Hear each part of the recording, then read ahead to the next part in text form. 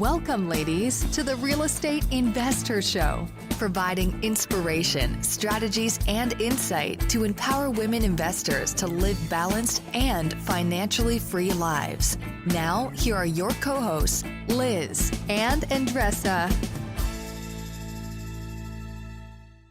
Welcome back, ladies. This is Liz. And this is Andresa. Welcome back to the Real Estate Investor Show, minisode edition, where 10 minutes or less, we get into a topic that is going to support you either in investing, business, or self-care. Right, Andresa? We do that every week. And we're going to be talking about a really important topic. What are we going to talk about here? We're going to be talking about partnering up with general contractors, which I did in the past. So I can share my experience with you guys, and you guys can make a decision if you want to do that, if that's a good idea, if it's not a good idea, what the hell happened when I did that? All right, Liz, this is a tricky question, right? Because many people cannot even find a reliable, loyal, decent general contractor that shows up. Let alone to partner with, right? Right. If you are considering partnering up with a general contractor, it means that you saw something that it is a potential, right? And I'm going to pause over here because if you have not worked with this particular person before and you're just partnering up the first time, my answer will be like, don't do it. Don't do it. And I'm going to share here why. There are three things that must happen in order for me to say, yes, this is a good idea. And keep that in mind. Those are my criteria. So if it fits you, great, use it. You're free to borrow it. I'm not going to charge you royalties for it. Right? Yeah, but if it does not fit you, just throw it out and create your own criteria. So a lot of people, let me answer the first question is, why did you partner up with contractors, right? Well, at that time in 1980, I don't know, back in the day, I wanted to learn about new construction. I just needed somebody to teach me about new construction from ground zero to all the way up. And I did not want to, I don't think there was a place that I could go and learn. There was not a place that I can go on the job site and learn. And I trusted, liked, and respect that person. So there was a combination of things. Okay.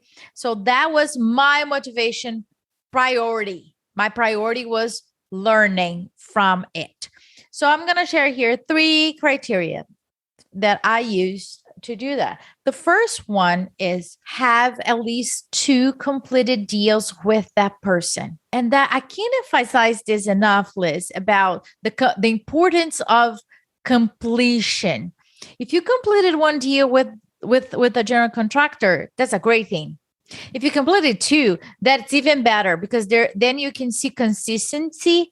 It was not just like, oh, I was lucky on the first deal and then we went through it and it was good. Like two times you completed a deal with this person, you can see a couple of things that are essential in partnerships. You can see integrity, meaning what they say is what they do. Are they showing up? How did they deal with conflicts? How you both deal with conflicts? Did you guys work it out? Because I bet things did not go as planned, right? I haven't seen a project that goes as smooth as, and you also check budget, come on budget. If any change orders, were they reasonable? How did they deal with payment? There were any delays? How about when you ask about redoing something that was not up to code or quality, your quality? All of it. It's just like you're doing like a test drive. To me, it would be super, super high risk if you're going to a partnership for the first time, trying to build that relationship at the same time that you are partnering up with them. It's just doesn't work. It doesn't work at all. And I've worked with a lot of general contractors. There are a couple that I would be open to partner up. Others will be like a hell no. No, thank you. We'll continue doing it. The second thing that it worked, right? So I did a partnership with a general contractor and it worked because we had several flips before and then we went to new construction. together, and him and the crew had done a construction before. So I did gain all the knowledge that I want, plus of course the profit. So let me share something with you. What did I bring to the table and what they brought to the table? Okay, because that's very, very important. So I brought to the table the deal and the financing because I already had that, right? I already have that. And they brought the knowledge and also the labor into it. So it's very important that it's an open book, meaning I know every single cent that goes in and out. All the receipts have a PO on them, and it's all the accounting part of it. What was the part that I disliked the most because it ended up coming to my plate, and I would not want to do that again because it's a lot and it's time consuming. But at the same time, I wanted to keep an eye on how things were going. So I learned a ton of it.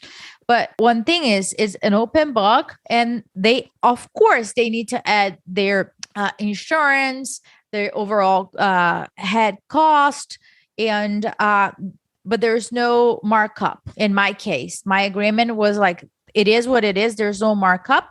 And our profit was divided 50-50. So that was the agreement. Many might say it's unfair. Many might say that's great. In my case, it worked out. And here's the third thing, right?